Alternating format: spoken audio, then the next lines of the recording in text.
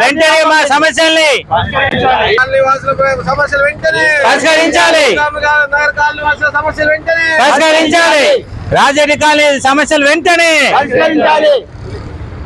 గల 17-18 డివిజన్ల యొక్క సమస్యలు డ్రైనేజ్ సిస్టమ్ లేకపోవడం వలన వర్షాలు పడ్డ రోజుల 10 సారి ఆ డ్రైనేజ్ సిస్టమ్ లేక మాకు చాలా ఇబ్బంది. కుంటలు అంటే ఒక పల్లెటూళ్ళల్లో చెరువు టైపు మాకు కుంటలు ఏర్పడడం, దానివల్ల చెత్త చెదారం దోమలు ఆ పెద్ద పెద్ద విషపూరితమైన పాములు రావడం వల్ల మా కాలనీలో చిన్న పిల్లలు ఆడుకోవడానికి కానీ మాకు కూడా చాలా అస్తవ్యస్తంగా రోడ్లు కానీ డ్రైనేజ్ కానీ మారడం వల్ల మాకు చాలా ఇబ్బందులు అయినాయి.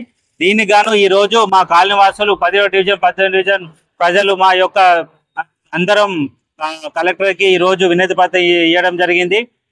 దీనివల్ల కంపల్సరీ ప్రభుత్వ దృష్టికి వెళ్ళి మా సమస్యల్ని త్వరగా తీర్చాలని మా యొక్క మనవి, మా 17-18 డివిజన్ ప్రజల యొక్క మనవి.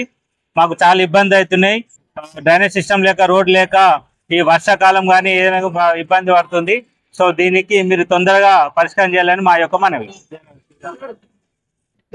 Ganesh Vidyanagar Srirama colony road number 5 మరియు రాజరెడ్డి కాలనీ సమస్యలు తొందరగా పరిష్కరించాలని చెప్పి మా యొక్క వినతి.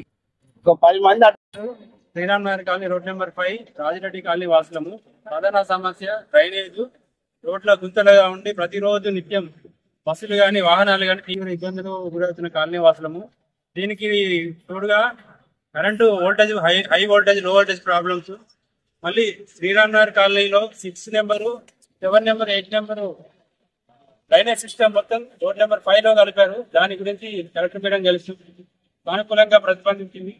ఇంకో వారం రోజుల 10 రోజుల తర్వాత మనకు వచ్చి డ్రైనేజ్ సంబంధించిన నిధులు శాంక్షన్ చేసి మన సమస్యకు పరిష్కారం ఇస్తా అని సానుకూలంగా స్పందించారు.